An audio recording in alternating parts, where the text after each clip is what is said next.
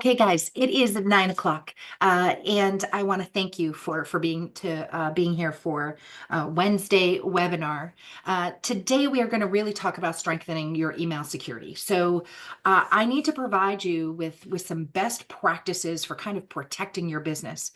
So, welcome. I am Lisa Brown. I am CEO and founder of CST Group Inc., and we host monthly Wednesday webinars, and they're always relevant to what's happening. So my team and I kind of watch what's happening in our world, and we try to present valuable data to you so that you can take action or reach out if you don't have anybody to call. So we know we've got quite a few people on this webinar this morning, just because email is pretty important. So welcome. A little housekeeping. This is 30 minutes. I try to respect your time, which means we will always start on time. And I pray to the gods that we end on time. Sometimes I can get a little chatty, and for that I apologize. But this is going to contain a lot of information, and I hate to go through it too quickly, but sometimes it's out of necessity. Sarah is on the call, as well as Jessica. They are part of my team. Sarah will be responsible for kind of getting you the slide deck. So yes, you do get a copy of the slide deck so that you can reference it in the future. So both Sarah and Jess are going to also be watching the Q&A. So if you have any questions, please ask them. If you've got any input, we'd appreciate hearing from you. Okay. All right. So let's get started. On the agenda today is truly going to be business email compromise. What is it and why do we care about it? I'm going to try to give you some common email-based threats, and I need to teach you how to identify them. That is a big thing. If you are a leader in your organization, I need you to go back and share this with your teams. It is important for that. We're going to give you some tips on how to manage employee email. I'm going to teach you about encryption, why you need to have it, when it applies. And then I'm going to talk to you about some best practices for security with your email systems. All right. So for those of you that don't know me, I always include this little slide. I don't enjoy talking about myself. It is not something that I do very often, but I feel like for those of you that are new to me, here's a slide. You can reference it. I've been in business a long time. I love technology. I pray that if you have a technology provider, that they are passionate about what they do, and it makes it easier for everybody, right? So that's a slide you can reference when you get a copy of the slide deck. Okay, so I want to give you some stats first.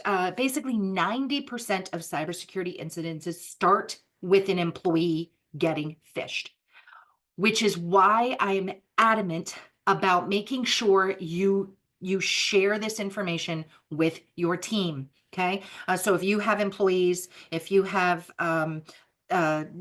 members of your team, they've got to be educated. Okay, 90% of every cyber incident is actually being presented to your employees. Okay, so it's all about the human interaction. Somebody is actually clicking a link. They're giving permission for that to come down into your systems. Okay, now 28% of those are opened by your employees.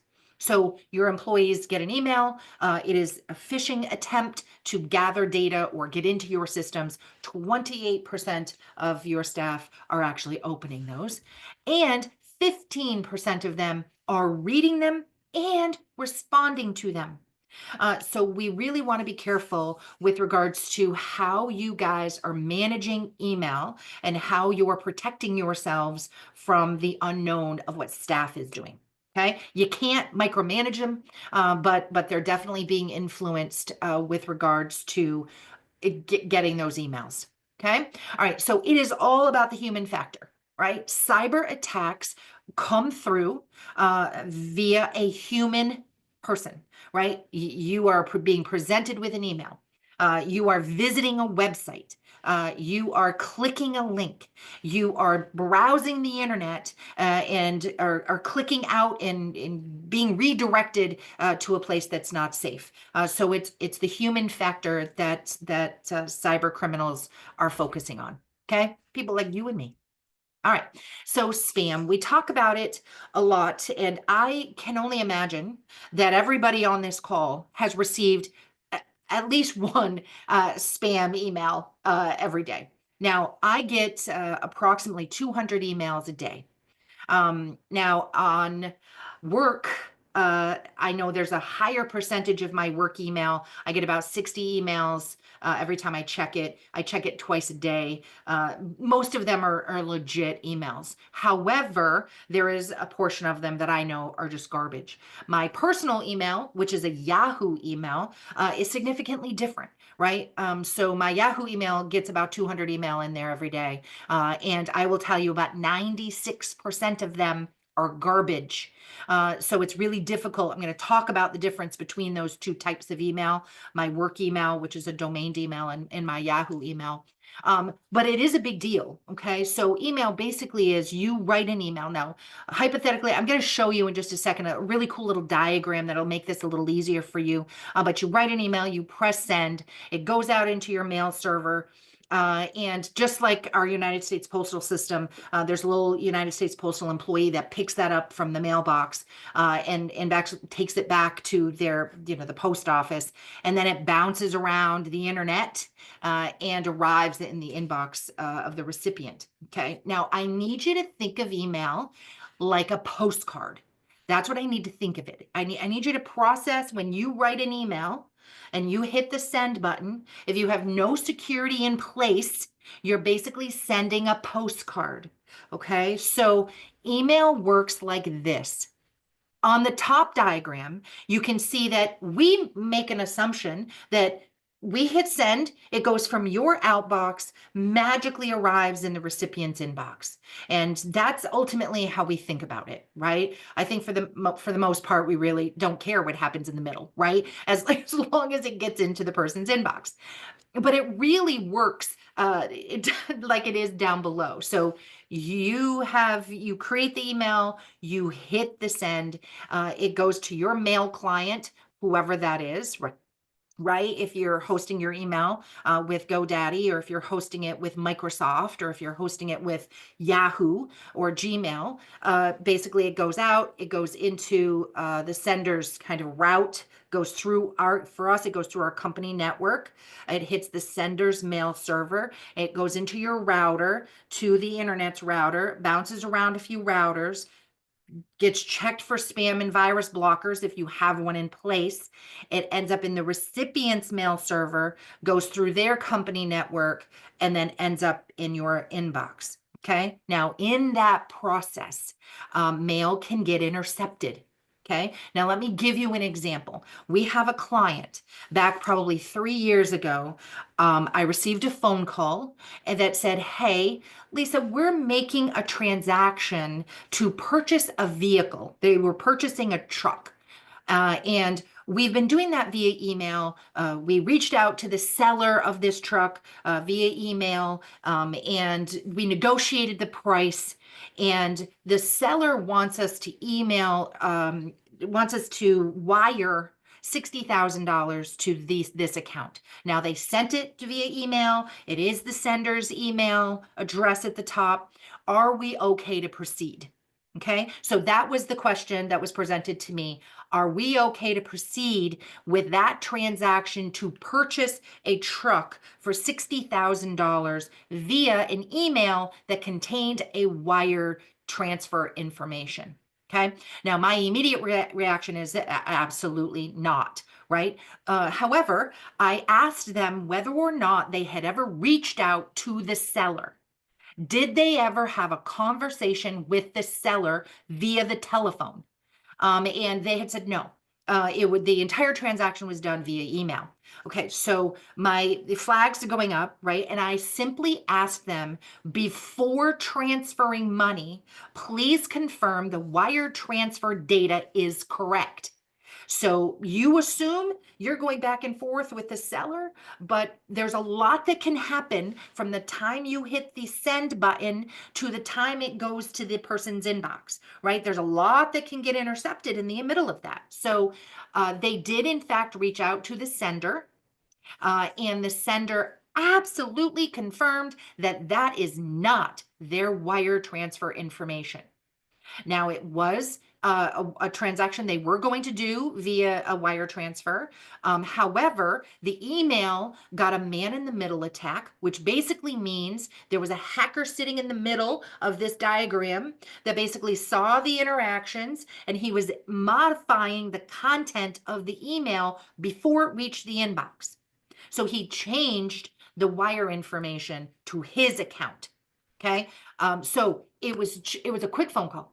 The client called me back and said, "I thank you so much. You saved us 60 grand because we were going to wire transfer that to not this gentleman's account."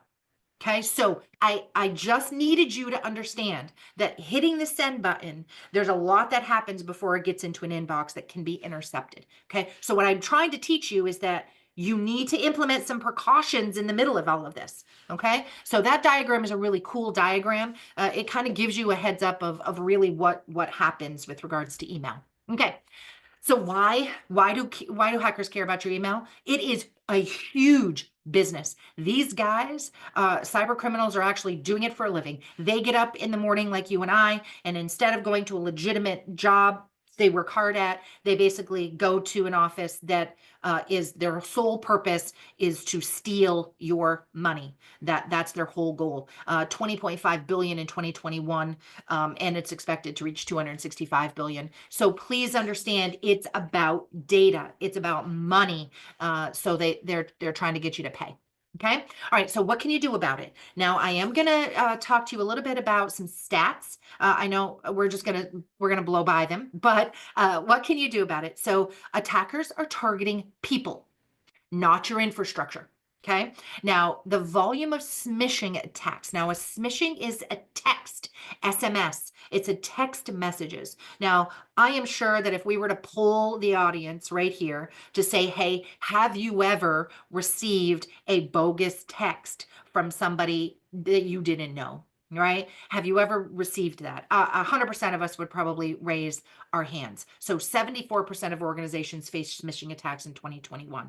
Okay. Now, social media attacks are all of the socials that you belong to, right? It could be Facebook, Instagram, X, all of those social media attacks. So they're basically advertising like a regular advertiser, and you guys are all clicking on them. Okay, so you want to be careful. Once again, 74% of those organizations saw social attacks in 2021. I'm going to talk to you about that really quickly because you do need to educate your employees with regards to social media. So we'll get to that. The volume of vishing now, vishing is ultimately voicemail, right? So I know that my telephone, now I am old school, and I have a landline. I know my kids think it's ridiculous that I still have my house phone, but I do. And it used to be just family and friends that knew that telephone number, right? It was just family and friends. Now, the only time it rings is if it's a telemarketer or somebody trying to get me to allow them to remote into my computer. So they're definitely targeting. Now, the volume of people that still have a landline are primarily older people. So our seniors are being targeted. They're being targeted with vishing. That's what's happening. Okay. And that is on the increase. And we've got to protect our senior population. Now, the fourth one kind of caught me a little off guard with regards to it being USB drops. And now what's interesting about a USB drop is obviously USB devices, right? Are devices we plug into our computers. And I was a little shocked by 64% of organizations saw a USB based attack. And that basically means that your staff or you're given a USB device and you're plugging it into your computer, and that USB device has a breach on it, right? Has a virus on it. I will be honest in saying one of our clients truly last year, he's an accounting firm. And at the very end of the day, we have software in place at our clients, right? Specifically for this type of stuff. So we have some managed detection and response that lets us know when a client plug something in, right? Or they do something funky, or they download something weird. Alarms go off in this place. And it was like 5 o'clock on like a Thursday afternoon. And at the end of the day, our alarms went off on our phones with regards to this particular client. Had downloaded something in one of the systems. We were doing some remediation automation. So we were remediating an issue. We immediately called them and said, hey, what is happening? This person's computer, we're remediating a download, right? Something happened. And she answered the phone and she said, hey, I'm on my way out, but a client gave me their accounting software on a USB key, and I had plugged it into my computer so that I could work on it at home when I VPN'd into my computer. That little USB key that she assumed was just her client's accounting financials truly did have an infection on it. So we immediately said, we need you to get that out and let us remediate. So please don't use that USB key. Notify the client that that key is got an infection on it. So be careful with just randomly plugging in USB devices into your computer, just assuming they're not anything. Okay, that is definitely a vector for an attack. All right, so once again, be careful with how you share your email address. Okay, so these are some tips. I'm giving you some tips. Be careful with how you share your email address. Every online store you shop with can share your email address unless they specifically state they're not going to. Okay. Please talk to your staff about filling out online surveys. Okay, so I know that on Facebook, right, on Instagram, you can take surveys, right? You can take surveys about the various items. They're collecting data. That's what they're doing.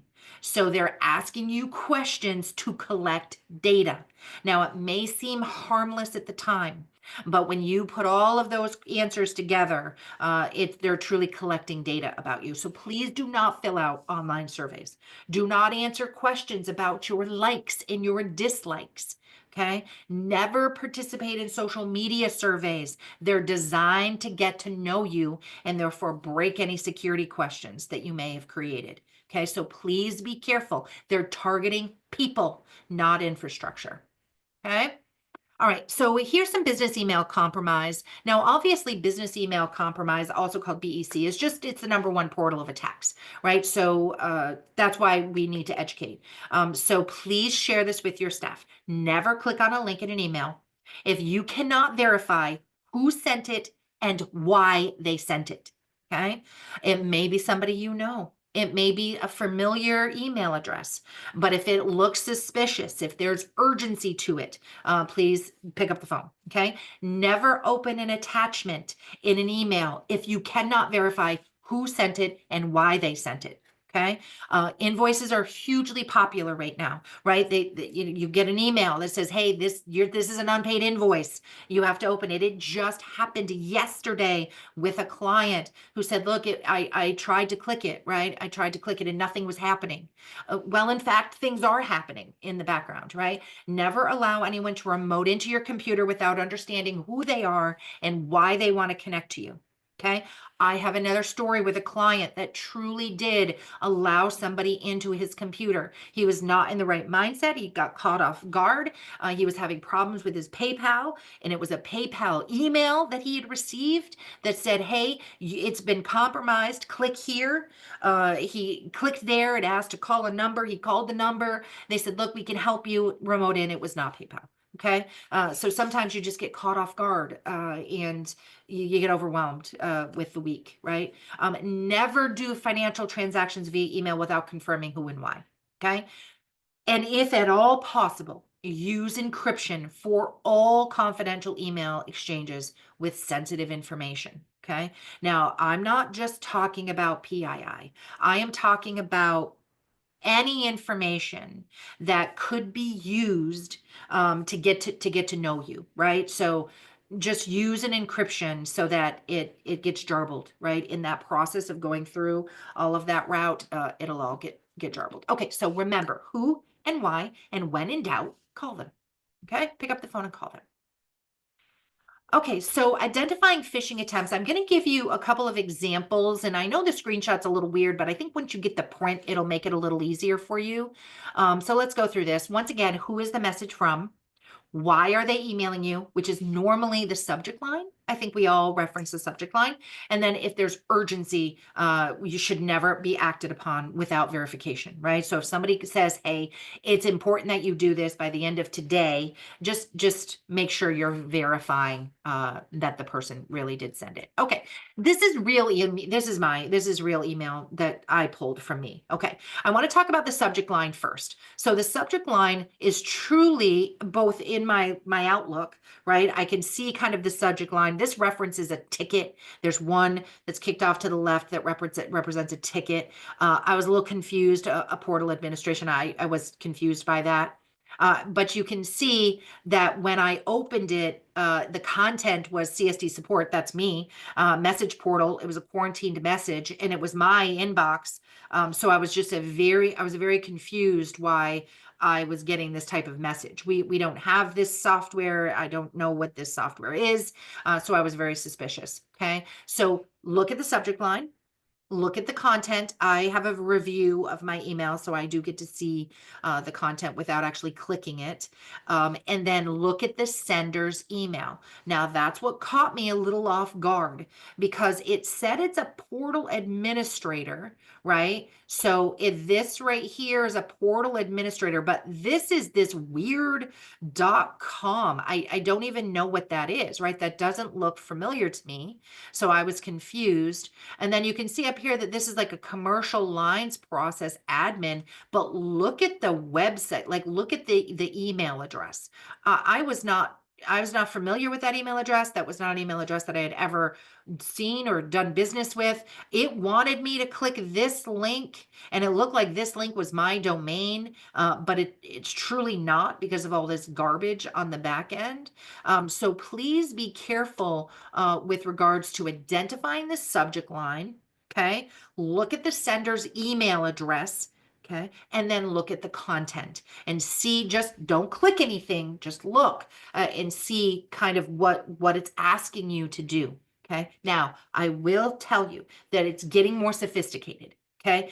So they're spoofing email addresses. So even if the email address was one I knew, okay, the email address was familiar to me, it was still asking me something out of character, I still would pick up the phone and call and say, hey, did you in fact send me this? And can you tell me a little bit about it? Right. So please make sure that you are checking those three things: subject line, sender's email, and content. And don't click on anything. And when in doubt, call them. Okay. When in doubt, call the recipient if you happen to know them. Okay, here are 6 steps that you can take to prevent email compromise, making it simple for you. 1, use a professional email. Okay, now I know that I have both. I have my CST support email, and then I have a Yahoo email that is my personal email. Now, I never use my personal email, my Yahoo email, to share anything about me. There's nothing that happens in that email that I really care about per se. So I can't protect a personal email. I can't protect a personal email. I cannot protect a Yahoo email, a Gmail, an AOL. I cannot protect a twcny.rr.com. I can't protect any of those types of email. I can't put precautions on any of that type of email. Okay. So you have to go into it understanding that that email is open to the world. Okay. It's open to the world, and it's just very difficult to add any type of prevention. Okay. Now, there is some things that you can do kind of on the back end with enabling these kind of 3 acronyms: SPF, DKIM, DMARC. They are entries in your DNS records. And there was a scenario with, I think, Gmail that went around that they automatically activated some of these precautions in the email.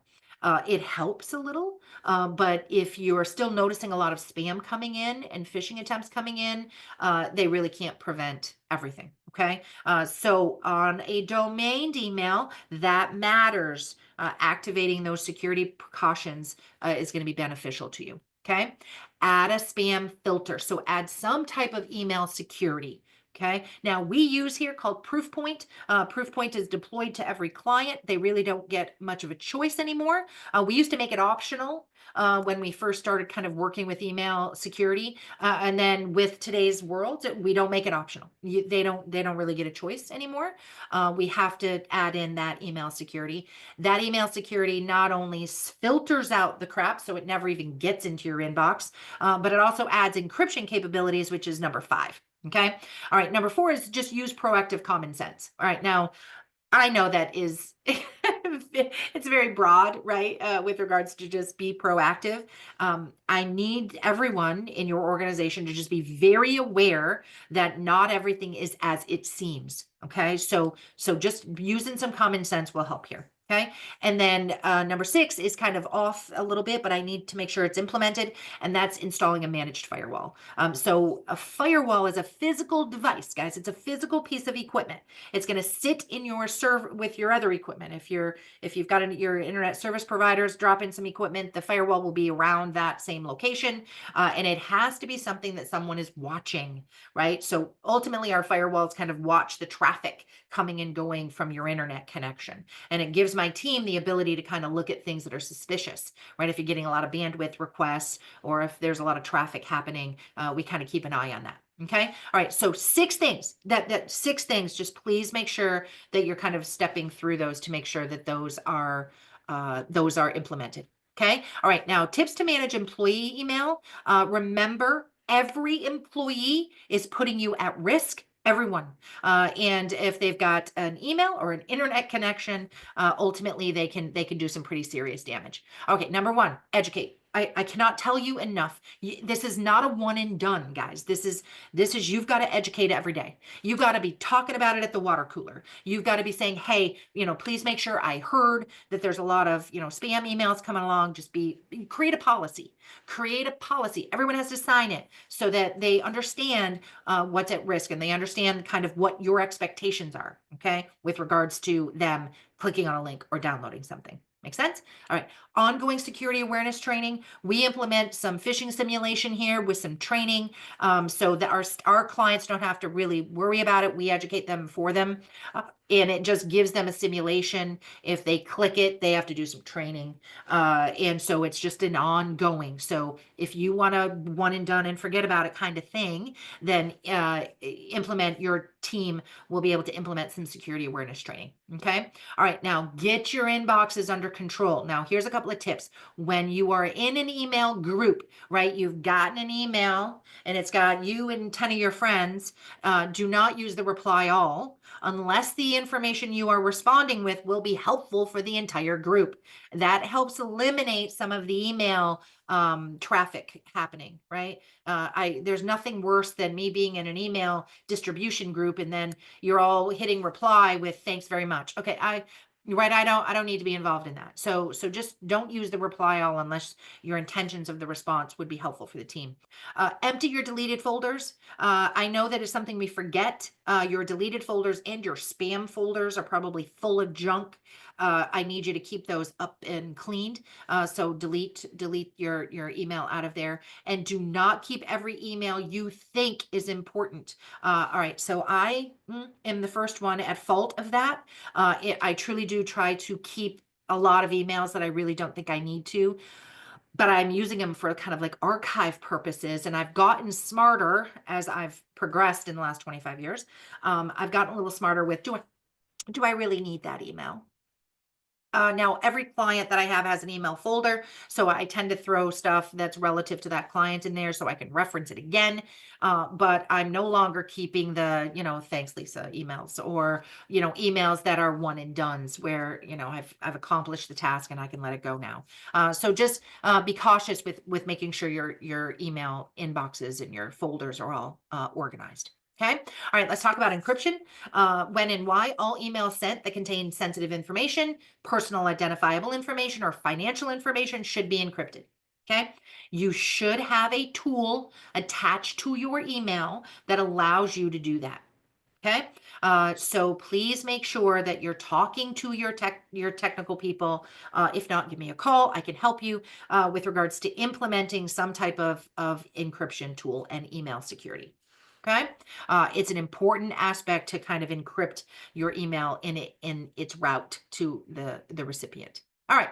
So here is a summary email. I just want to go through kind of the things that you need to do. One is use a professional email address with your domain. So if you don't have that, please, it's not that expensive, and you don't have to have a website. That was another question that I got is, do I have to have a website in order to have a domain? And you don't need to have a website. You can purchase your domain and just use it for email. Be cautious with spam. There, it's coming in your inboxes on a regular basis. Just be suspicious of it. It's unfortunate, but we do need to be a little bit suspicious. Activate those protocols, SPF, DKIM, and DMARC protocols. Your email handler will know how to do that. So if not, and you have questions, let me know. I can give you kind of some step-by-step instructions. Educate everyone and implement ongoing security awareness training. It's got to be a regular conversation because it's just one click, right? You all know and understand that one employee with one click can take your entire organization down. So educate everyone. Encrypt all email containing any PII or financial information, and then finally clean out your inbox and be sure to empty your deleted items in your spam folders. Okay. All right. So I am hoping that I have kind of given you a very short version. It's a little more complicated this on the back end, but you can really be proactive with just implementing kind of these things to move you forward in your security journey to make sure that we are good. All right. Now, as always, I do like to do dark web scans. So if you have a domain and you are not a client, because I know there's quite a few clients on this call, if you're a client, we already do that for you, right? We do ongoing dark web scanning for you. It's part of your account. But if you are new to us and you just want to see out of curiosity whether or not you have email for sale on the dark web, please request a dark web scan. You're going to send it to office@cstsupport.com. You can also send it to Sarah, Sara. Her email is normally there as well, but Sarah@cstsupport.com. Sarah can run the scan for you so that we can get an idea of what is already out there for sale. So if you are on the dark web and you have emails, it'll show us if if passwords have been compromised. And if that's the case, that's an important thing. We got to get you that knowledge so that you can make decisions on getting passwords changed. Okay. Now, I also will always do a free network assessment, and that's just you and me having a conversation about what you're currently doing, kind of your company from a 30,000-foot view of what we can do for you, whether that be just education or whether that be you're looking for an IT firm like ours. Okay. All right. So I appreciate all of you. I know 30 minutes goes by fast. I'm a couple minutes over. So do we have any questions, Sarah? I don't have any questions at this time. Beautiful. Okay. I appreciate all of you. Please reach out if you need us, and I look forward to seeing you on next month's webinar. Bye, everybody.